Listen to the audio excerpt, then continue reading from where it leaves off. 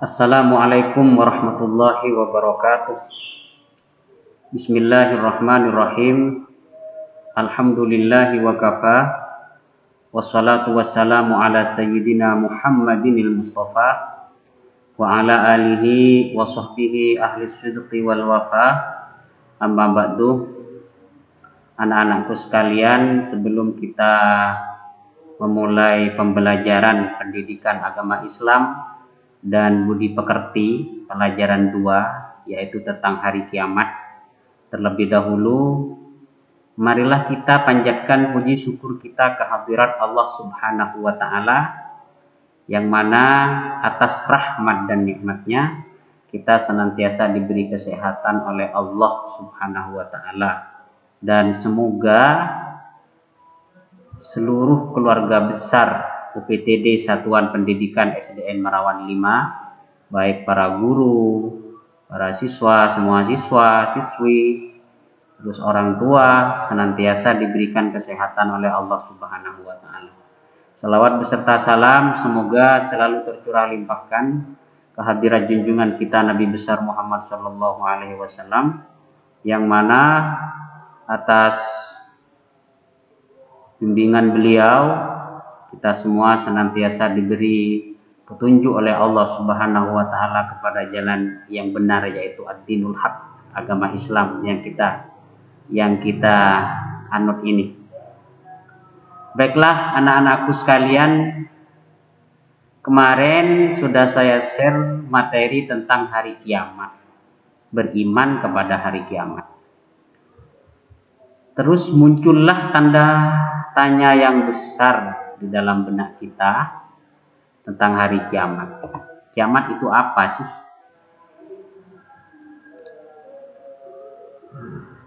Di dalam materi yang anak-anak pelajari itu ada sebuah ayat Al-Quran yang kemarin disuruh hafalkan. Mungkin anak-anak sudah hafal semua. Itu menjelaskan tentang hancurnya seluruh alam semesta. Di sana dijelaskan al-qari'atu mal qari'ah, hari kiamat. Apakah hari kiamat itu?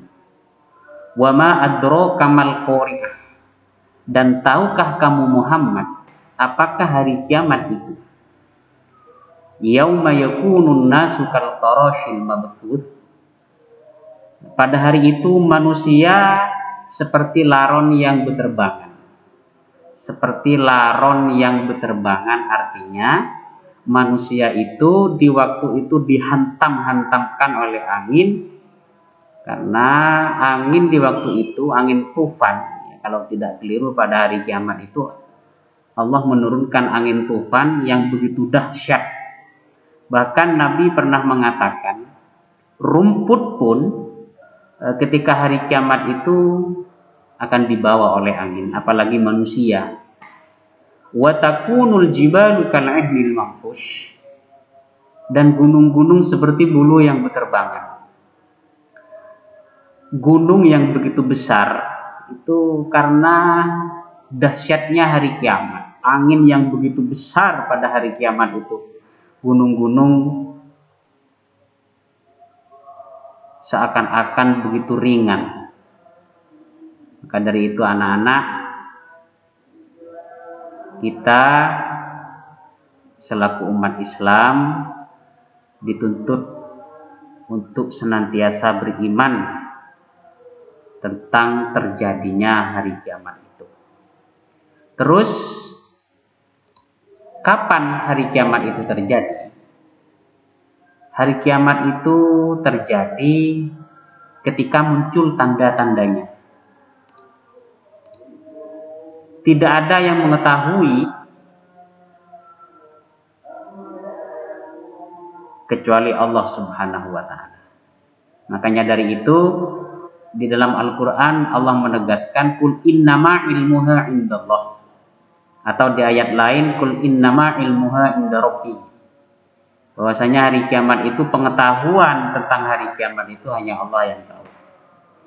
Kita selaku umat Nabi Muhammad Shallallahu Alaihi Wasallam hanya bisa mengetahui dengan tanda-tandanya hari kiamat. Tentunya anak-anak kelas 6 sudah memahami tentang tanda-tanda hari kiamat yang kemarin materinya sudah saya share, bahwasanya ada munculnya Dajjal, ada munculnya Ya'juj wa Ma'juj, turunnya Imam Mahdi dan lain sebagainya.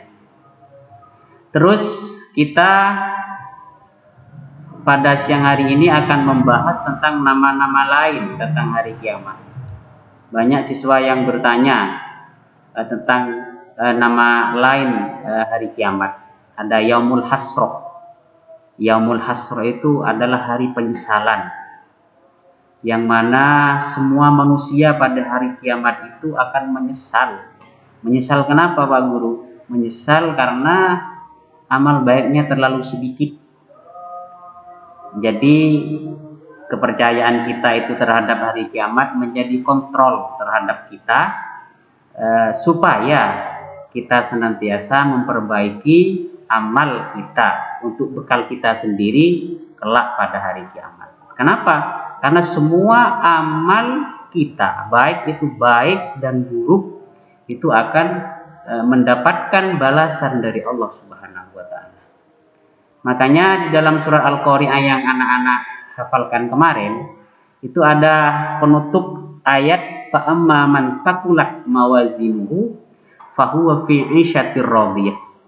Barang siapa yang timbangan amal baiknya itu lebih berat daripada amal jeleknya, maka dia akan memasuki kehidupan yang diridhoi atau kehidupan yang memuaskan, yaitu surga yang akan ditempati bagi orang-orang yang lebih berat amal baiknya ketimbang amal buruknya. Wa amma man khaffat mawazinuhu fa ummuhu hawiyah.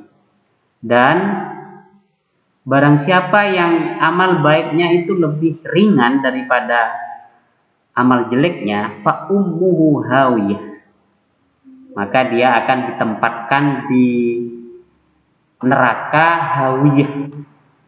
Yang mana neraka hawiyah itu neraka yang amat dalam. Ya, memang semuanya neraka itu amat dalam, neraka yang begitu dahsyat. Makanya di ayat setelahnya, wa ma adraka ma hiya. Tahukah engkau apakah neraka hawiyah itu?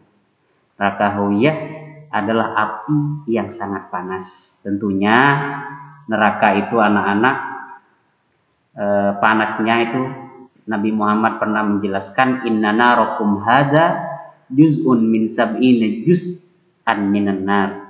Artinya bahwasanya api dunia ini masih satu bagian dari 70 bagian dari api neraka. Artinya panasnya itu ya lebih parah.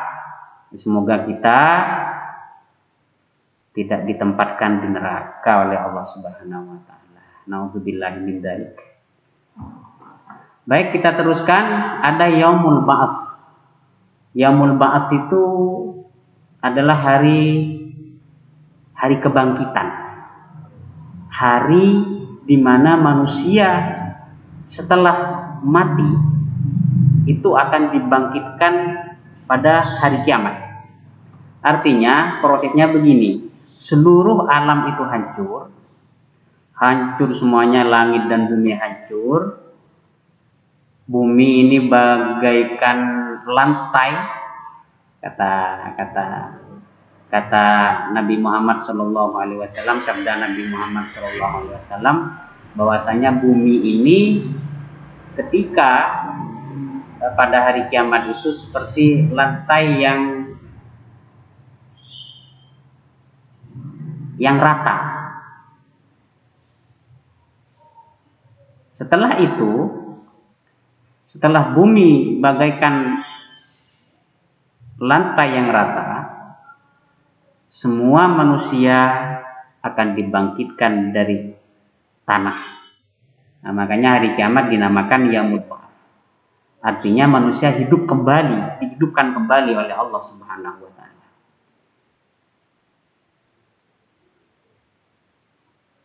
Makanya di dalam surat Yasin itu anak-anak man ba'atsana min marqatina hadza. Siapa yang membangunkan kami dari tempat tidur kami? Ketika bangun dari kubur, semua orang pasti berkata begitu, kata Allah Subhanahu wa taala. Terus ada yaumul hisab. Yaumul hisab itu adalah hari perhitungan. Artinya semua amal baik, buruk, kecil, besar, semuanya akan diperhitungkan kelak pada hari kiamat. Sekecil darah pun, fa amma man thaqulat fa may ya'mal mithqala dzarratin khairan yarah wa may ya'mal mithqala dzarratin syarran yarah. Barang siapa melakukan kebaikan atau keburukan sekecil semut pun, kelak akan mendapatkan balasannya. Itu arti dari yaumul hisab. Ada juga yaumul mizan. Yaumul mizan itu hari timbangan. Artinya semua amal baik ataupun buruk seseorang itu akan ditimbang. Jadi kalau amal baiknya itu lebih berat daripada amal buruknya, seperti yang saya jelaskan barusan, maka dia akan memasuki kehidupan yang memuaskan, yakni surga. Dan sebaliknya, apabila amal buruk kita kelak di hari kiamat itu lebih berat daripada amal baik kita, maka kita akan memasuki hawiyah. Nauzubillah min dzalik. Yaumul jaza, hari pembalasan. Yaumul jaza itu hari pembalasan, artinya apapun perilaku kita itu akan dibalas. Nah, gunanya keperluan Allah menciptakan manusia, menciptakan hari kiamat, keperluannya itu litujza kullu nafsin bima tas'a, yaitu yaumul jaza. Bahwasanya semua akan mendapatkan balasannya, baik itu buruk ataupun baik amalnya. Makanya kita selaku manusia itu dituntut oleh Allah Subhanahu wa taala agar memakmurkan bumi, dengan amal yang baik. Terus kita pelajari lagi yaumuz zalzalah. Ada juga di sini hari kiamat itu diartikan dengan yaumuz zalzalah, hari gempa yang besar. Di dalam Al-Quran ini ada ayatnya inna zalzalatas sa'ati syai'un azim, bahwasanya gempa pada hari kiamat itu adalah sesuatu yang sangat besar. Gempa pada hari kiamat itu adalah sesuatu yang sangat besar. Diteruskan ayatnya yauma tazhalu kullu murdi'atin amma arda'at wa tad'u kullu dzati hamlin hamlaha wa taran nasa sukara wa ma hum bisukara walakinna 'adzaballahi syadid. Artinya di hari itu, di hari gempa itu, semua ibu-ibu yang menyusui itu akan lupa terhadap bayi yang disusuinya. Semua orang yang hamil pada hari itu akan gugur bayi yang dikandungnya. Wa taranna sasukara, dan manusia di waktu itu seakan-akan seperti orang-orang yang mabuk. Wa ma hum bisukara, mereka pada dasarnya tidak mabuk. Walakinna azaballahi syadid, akan tetapi siksa Allah amat dahsyat pada hari itu. Terus kita pelajari yaumul wa'id. Yaumul wa'id adalah hari janji atau ancaman yang akan ditepati oleh Allah Subhanahu wa taala. Artinya semua janji-janji Allah baik itu surga, neraka, pahala, dan lain sebagainya yang dijanjikan oleh Allah, di waktu itu akan ditepati semua oleh Allah Subhanahu wa Ta'ala. Dari 7 nama lain hari kiamat ini, anak-anak, kita bisa menyimpulkan bahwasanya pada dasarnya hari kiamat itu adalah di mana Allah Subhanahu wa Ta'ala itu berkuasa mutlak.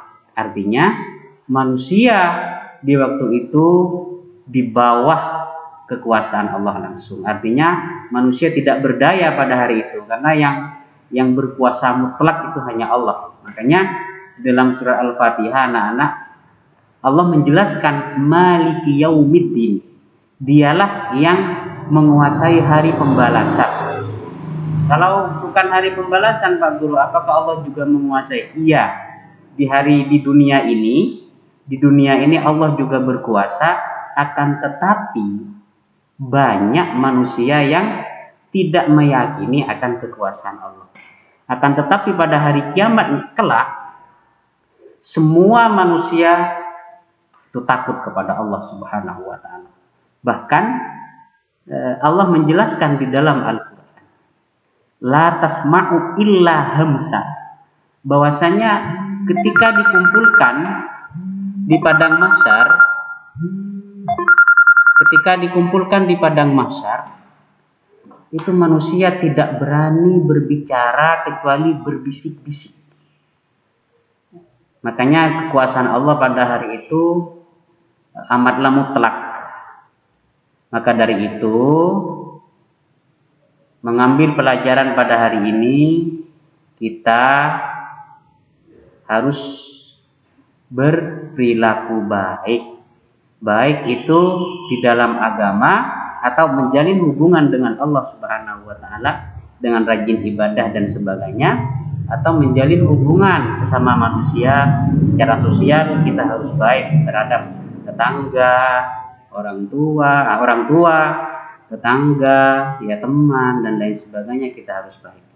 Mungkin itu yang bisa Pak Guru sampaikan pada pembelajaran hari ini.